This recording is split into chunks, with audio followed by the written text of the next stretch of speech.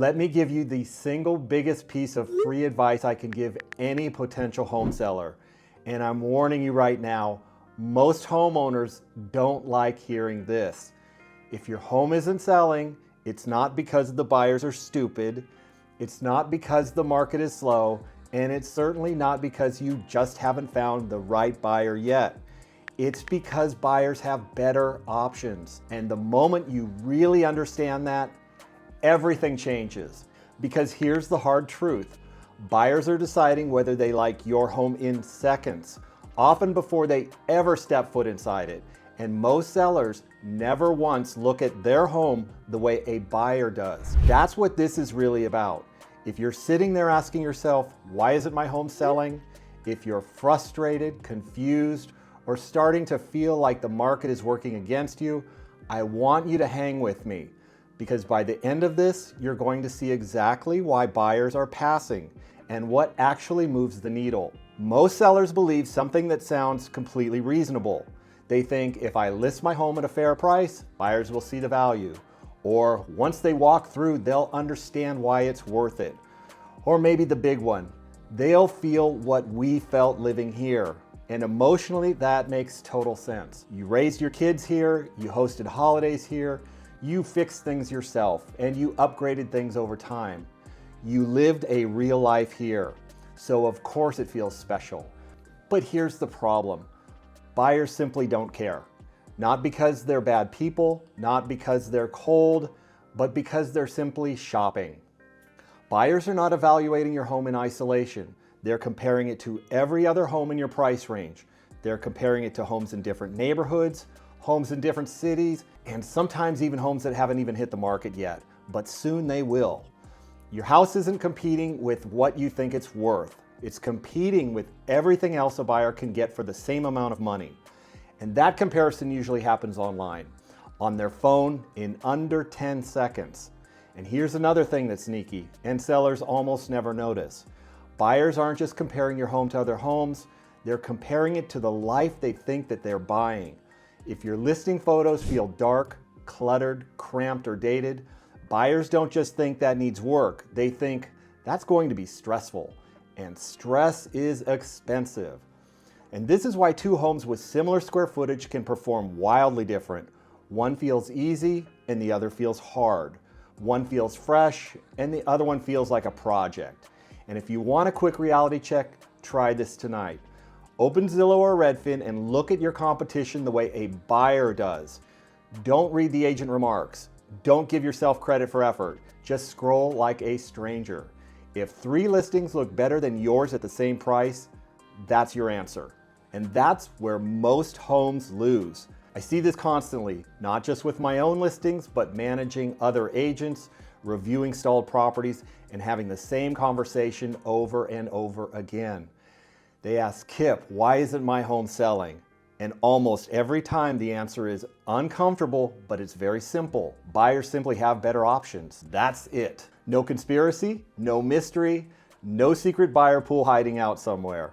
Just better options. So here's what I want to do. I want to show you how buyers actually evaluate your home, why emotional value hurts sellers more than it helps, where sellers get rejected instantly and they don't even know it, why the market eventually beats sellers into reality, and how thinking things like buyer changes everything. And this first point is critical because this is where sellers lose before the game even starts. Here's the mindset shift that changes everything. Your home is a product, and that's it. The moment you decide to sell, your home stops being your home and becomes inventory in a marketplace. Now, buyers don't see birthday parties, they don't see renovation stories, and they don't see your emotional sacrifices. They see price, photos, location, condition, and they compare it. That's it. And the faster you accept this, the more control you actually gain. Because products don't get priced emotionally. Products don't get marketed emotionally, and products don't get defended emotionally. They get positioned strategically. And you know, this is where I see really good people get stuck. They'll say, Kip, but we did the remodel. We did the landscaping. We took care of our place. And I'm not saying that doesn't matter. It matters a lot. It just matters in a very specific way. It matters only if the buyer can see it, understand it, and compare it to something else in about 3 seconds from a little tiny screen, while they're also looking at 8 other homes. So let me back up for a second and give you a quick example. And this is something I see all the time. There's a saying in real estate that honestly I don't love, but it does exist for a reason. And that is sometimes it's easier to be the second agent a seller hires than the first. And the reason is simple. The first agent often has to absorb all the emotion, all the optimism, and all the unrealistic expectation. The seller is convinced the home is different, it's special, and it's worth more than the data says. So the home hits the market high, the showings are light, the offers don't come, and the market starts doing what it always does. It pushes back. Weeks go by, feedback dries up, comparable homes sell, and eventually reality sets in. And then the second agent comes in and they take new photos, new pricing, new positioning, and suddenly it looks like they saved the day. But here's the thing, nothing magical happened. The market just beat the seller into seeing the home the way the buyers already did. And for me personally, that's the part that kills me a little bit, because I don't want homeowners to have to learn the hard way. I want them to get it right the very first time. Because when you price it right from the start, when you position it correctly from day one, when you think like a buyer before the market forces you to, you don't lose that momentum, you don't lose leverage, and you don't end up chasing the market down. What changed in those situations was never the seller's intentions. They were great people. What changed was the positioning.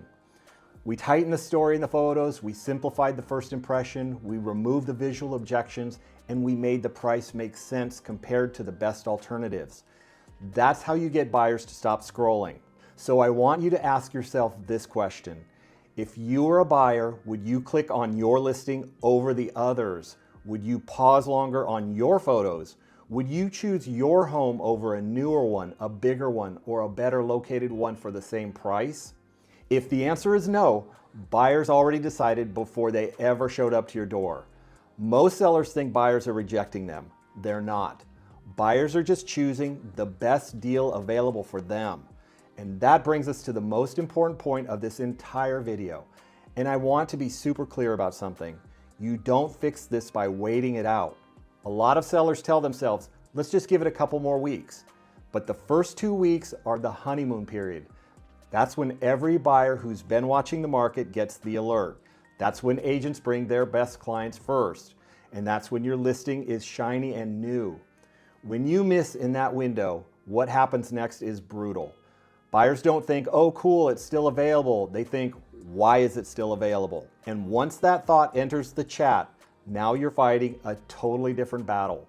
You're not just selling the house, you're selling the idea that nothing's wrong with it. So if you're already on the market and you're not getting showings, or you're getting showings but no offers, the fastest path forward is usually one of 3 things. The price needs to be more competitive, the presentation needs to be stronger, or both. And yes, I know that's annoying, but it's also very empowering because those are fixable. Buyers reject homes in seconds and usually online. Most rejections happen before a showing is ever booked. Buyers scroll listings fast. Photo, photo, photo, next. And if your home doesn't immediately stack up, it is gone. No feedback, no explanation, and certainly no second chance. Just rejected. Why? Because buyers are always asking one simple question. Is this the best option for my money? And here's a little behind the scenes truth from the agent side. If an agent has a buyer who can spend, say, 1.8 to 2.2 million here in Silicon Valley, they'll usually shortlist maybe 5 homes to show that weekend, not 50, 5 max. So the question isn't, can we get someone in to see it? The question is, are we making the top 5 list? If you're number 6, you might as well be invisible. And honestly, that's why small things matter more than sellers expect. Fresh paint, better lighting, cleaner surfaces, fewer personal items cluttering everything up, photos that look crisp and bright, and a yard that feels cared for. All of that increases perceived value, and perceived value is what gets the click, the showing, and the offer. This is why pricing just a little high kills momentum. why poor photos destroy perceived value, why dated finishes cost more than sellers realize, and why overconfidence loses buyers silently. I want you to remember, buyers don't argue with listings, they don't negotiate with emotions, they just simply move on. And this isn't about fairness, it's about their choice. And today's buyers have more choices than sellers really want to admit. Which brings us to the biggest blind spot I see with sellers. Emotional value is invisible to our buyers. Every seller believes this, even if they don't say it out loud. If buyers just saw it in person, they'd understand. No, they wouldn't, because emotional value is non-transferable. Buyers didn't pick the paint, they didn't live the memories, and they certainly didn't experience the milestones that you and your family did. So they simply don't assign value to them. They assign value to square footage, layout, updates, location, and price versus alternatives. And when sellers cling to emotional value, they do one very dangerous thing. They overestimate demand. And this shows up as, we don't need to sell, we'll just wait for the right buyer, or someone will see the value. And what actually happens, buyers simply pass. Days on market increase and your leverage shifts. And price reductions follow, but now from a weaker position. Emotion doesn't protect your price, it delays reality. And eventually, the market delivers that reality whether you're ready or not. This is the part I wish more sellers understood up front. The market is undefeated. And at first, sellers are confident, they trust their gut, they believe their home is different, and then showing slow, feedback disappears, and comparable homes sell. And finally, frustration sets in, reality creeps in, and the adjustments begin. And not because the seller changed, but because the market forced them to. And I've seen this cycle play out more times than I can count over the years. And the sellers who win are the ones who think like buyers early. They price like buyers early, and they position like buyers early. They don't need to be beaten down first. The goal isn't to fight the market. The goal is to align with it before it punishes you. And that's where the real advantage comes in. Thinking like a buyer changes everything. When sellers finally step into the buyer's shoes, decisions get much clearer, pricing makes sense, preparation matters more, and positioning definitely improves. Because now you're not guessing, you're competing. And here's the simplest test I give every seller. If this wasn't your home, would you buy it? If the answer isn't an enthusiastic yes, neither will buyers. Homes don't sell because sellers believe in them. Homes sell because buyers choose them. And buyers always choose the best option available to them and their family. So if your home isn't selling, it's not personal, it's not mysterious, and it's certainly not unfair. Buyers simply have better options. And the moment you remove emotion and start thinking like a buyer, you gain so much clarity. And clarity protects your price, saves time, prevents frustration, and it gets homes sold.